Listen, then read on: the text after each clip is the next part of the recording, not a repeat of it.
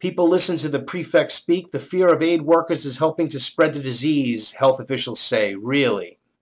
Villagers flee at the sight of a Red Cross truck. When a Westerner passes, villagers cry out, Ebola, Ebola, and run away. Well, wouldn't you run away when you realize that after these people come, the disease follows?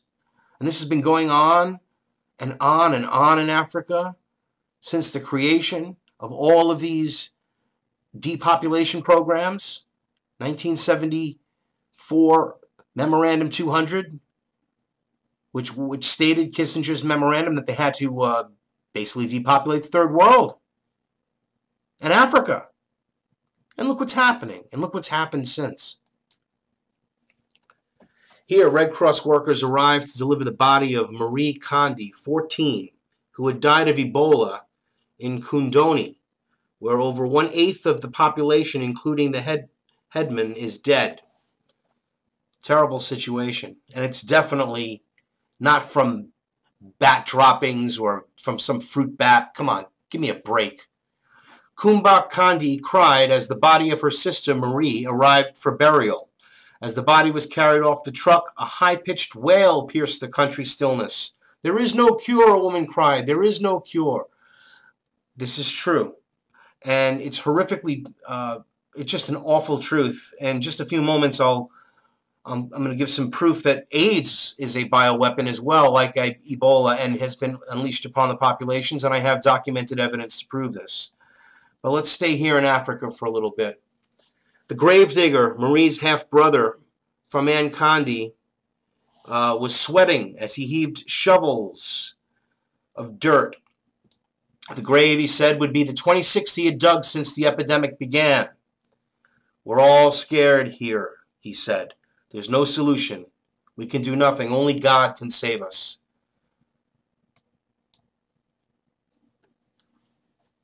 It's unbelievable, but it's true. And this is again from the New York Times. Fear of Ebola breeds a terror of physicians, and it's well rooted, as I mentioned.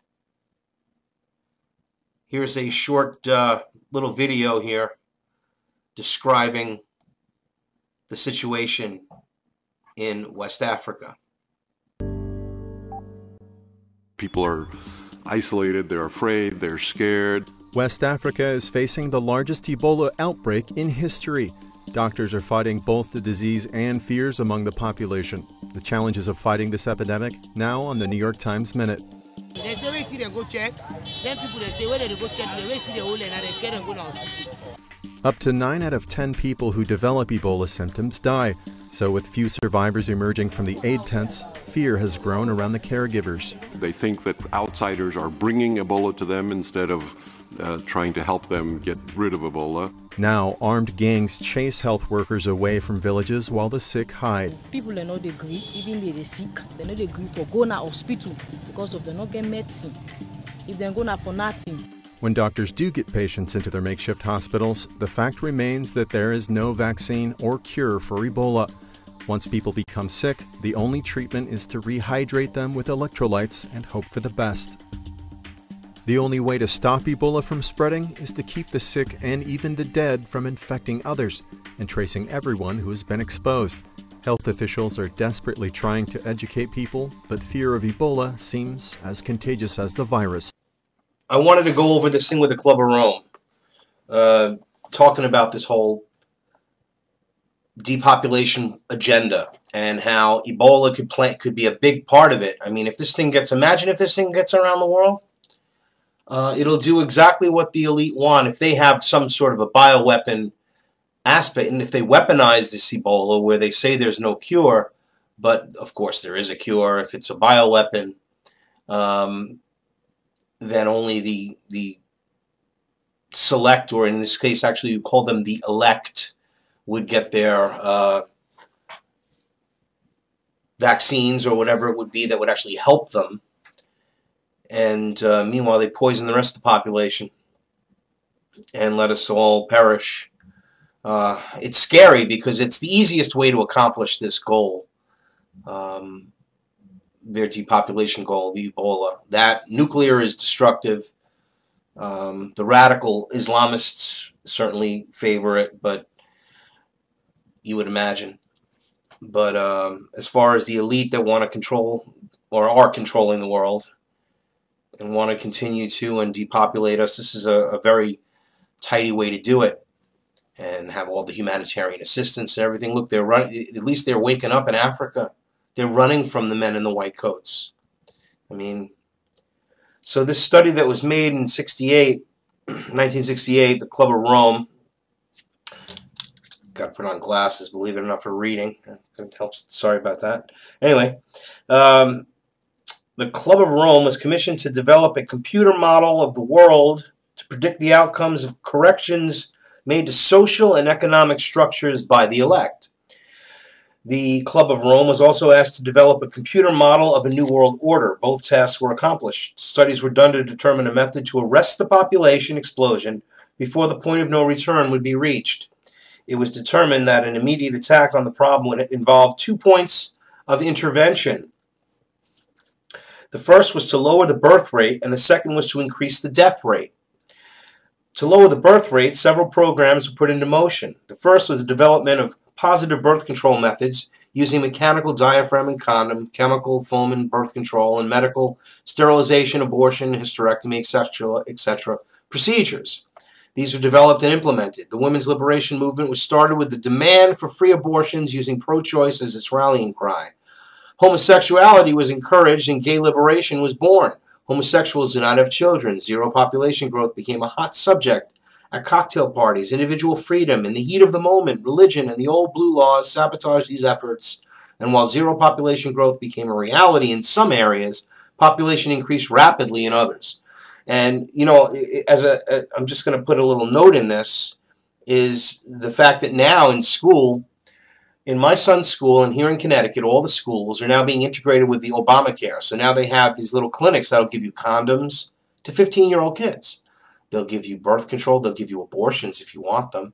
They'll give you all these things. And I kid you not. In fact, I'm not really prepared for it because I'm on this. But tomorrow night, I'm going to cover this whole thing with the Common Core education and now being put together with the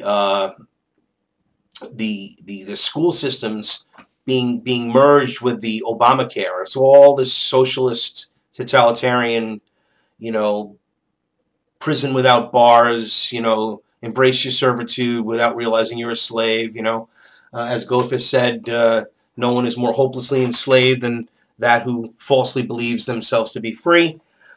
But getting back to this death rate, this is what they're doing. The alternative left to the world's ruling class was to increase the death rate. This was a difficult thing to do as no one wanted to pick people out of a crowd. So neither did they relish the consequences of an enraged public. So what they did was they actually targeted the gay population. They targeted the African American and Latino populations with bioweapons. And of course, that's what AIDS was intended to do. And this goes into a study that was had been participated, a population control study in 1957. War put on the back burner to simmer, but may become a reality as it has many times since, and unfortunately.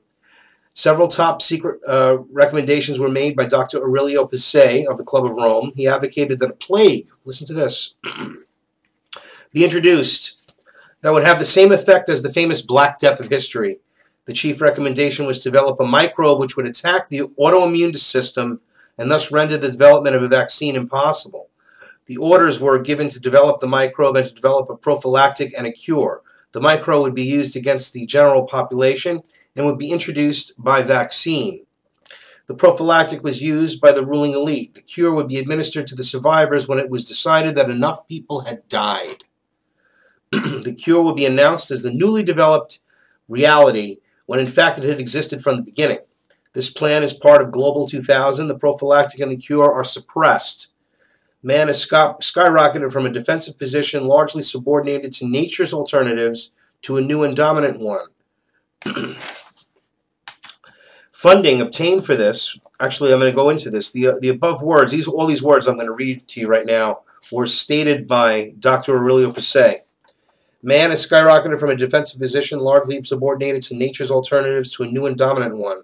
From it, he not not only can and does influence everything in the world, but voluntarily or unwittingly can and indeed does determine the alternatives of his own future, and ultimately must choose his options for it. In other words, his novel power condition practically compels him to take up new regulatory functions that willy-nilly he has to discharge with respect to the world's mixed natural human systems. Listen to this guy. Having penetrated a number of erstwhile mysteries and be able to sway events massively, he is now vested with unprecedented tremendous responsibilities and thrown into the new role of moderator of life on the planet, including his own. Those are the words of Dr. Aurelio Picet, page 607, taken verbatim from the Global 2000 report to the President. Funding was obtained from the U.S. Congress under House Bill 15090 in the amount of $10 million in 1969 and was given to the Department of Defense's 1970 budget. Testimony before the Senate committee revealed that they intended to produce a synthetic biological agent, an agent that does not naturally exist and for which no natural immunity could have been acquired. Within the next 5 to 10 years, it would be probably possible to make a new infective microorganism which could differ in certain important aspects from any known disease-causing organisms. Most important of these is that it might be refractory to the immunological and therapeutic processes upon which we depend to maintain our relative freedom from infectious disease. Sir Julian Huxley said, "Overpopulation is, in my opinion, the most serious threat to the whole future of our species." This project, or the project called MK Naomi, was carried out at Fort Detrick, Maryland. Since large populations were to be decimated, the ruling elite decided to target the undesirable elements of society. Specifically targeted were the black, Hispanic, and homosexual populations. The poor homosexuals were encouraged on one hand and scheduled for extinction on the other hand. Same thing they're doing with the women. Same thing, the war on women. What about the war on genitalia mutilation? You know, why do they have to say that there's this war on women when it's just like, you know, are you kidding me? Everyone has more opportunity in this country if you want to work hard and do things than anywhere in the world. Stop bitching and complaining how underprivileged you are and what a victim you are. Get up and work. Earn your keep. And you might even surprise yourself and do even better than you ever thought. But you're not going to just sit on your ass and be a socialist and take a welfare check or take money because you're not earning enough. Come on. Wake up. Come on. Grow up, I should say. It's like you're a child, people like this.